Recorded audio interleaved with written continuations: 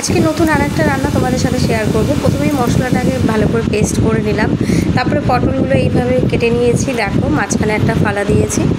তারপর পটলগুলো ভালো করে তেলে ভেজে নেব।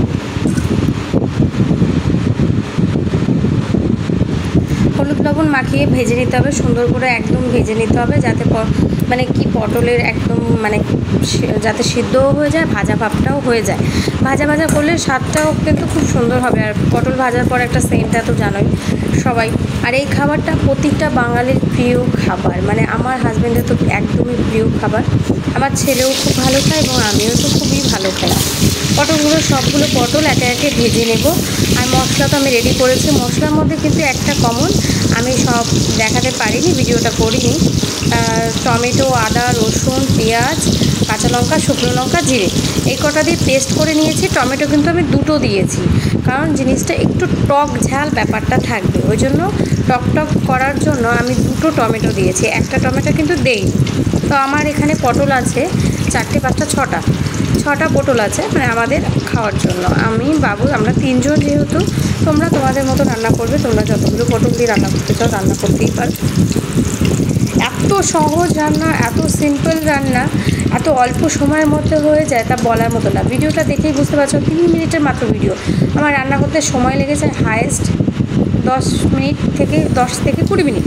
মানে ভাজা টাজা হয়ে মশলা আগেই করে নিয়েছিলাম যেহেতু। এই যে জিরে ফোড়ন দিয়ে আমি মশলাটা তেলের উপর ছেড়ে দিলাম।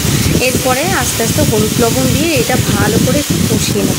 চাইলে তোমরা জলও দিতে পারো, সেটা তোমাদের ইচ্ছে মতো। আমি এখানে জল অ্যাড করিনি, যতটুকু মশলা ছিল দিয়েছি, স্পিডটা একটু কমিয়ে দিয়েছি। তারপরে হলুদ লবণ দিয়ে এটা ভালো করে ভেজে নিয়েছি। মশলাটা কাঁচা ভাব থাকলে চলবে না, একটু হালকা ভেজে নিতে হবে। কষা যখন মানে মশলা থেকে যখন তেলটা ছাড়বে, তারপরে তোমরা এর মধ্যে জল অ্যাড করে দেবে। সত্যি বলছি, এরকম একটা রেসিপি তোমরা বাড়িতে করে খাও, সবাই একদম গরম ভাত কেটে খাবে। মানে এই খাবারটা সাথে থাকলে তোমার ওই মাংসর থেকেও মানে এটা ভালো লাগবে। আজকে আমি এই রান্নাটা করেছি কেন জানো? আজকে ঘরে মাছ ছিল না, তো মাছ নেই তো কী রান্না করবো, কিছু তো একটা রান্না। কালকে যেহেতু নিরামিষ খেয়েছি, সোমবার গেছিলো, আজকে মঙ্গলবার, তাই ভাবলাম তাহলে পটলের এই টক ঝাল রেসিপিটাই করি। এই রান্নাটাই আজকে আমি করলাম, আর সেটাই তোমাদের সাথে শেয়ার করলাম। কেমন হয়েছে, কেমন লাগলো, কতটা হেল্পফুল হলো সবাই কিন্তু জানাবে অবশ্যই। আর ভিডিওটা লাস্ট অবধি দেখবে সবাই, কিন্তু লাইক, সাবস্ক্রাইব অ্যান্ড ফলো সবাই করবে, কমেন্ট তো অবশ্যই করবে। তো ঢেকে দিয়েছিলাম, ঢাকার পরে দেখো এই যে বের করে দিয়েছি, ঢাকনাটা তুলে দিয়েছি। কালারটা দেখো ছাড়তে শুরু করেছে, তেলটাও ছাড়তে শুরু করেছে। এখন পটলগুলো একে একে দিয়ে দেবো।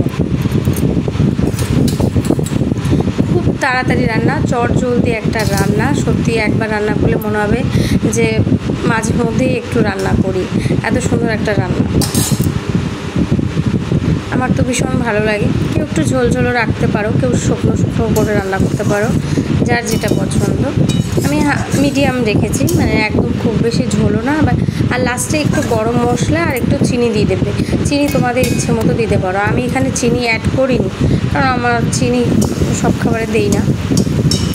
আমি চিনি অ্যাড করিনি। এখানে আমার রান্নাটা কমপ্লিট হয়ে গেছে। এখন এর মধ্যে আমি এটা নামানোর পরে একটু গরম মশলা উপর দিয়ে ছিটিয়ে দেবো। কেমন লাগছে বলো?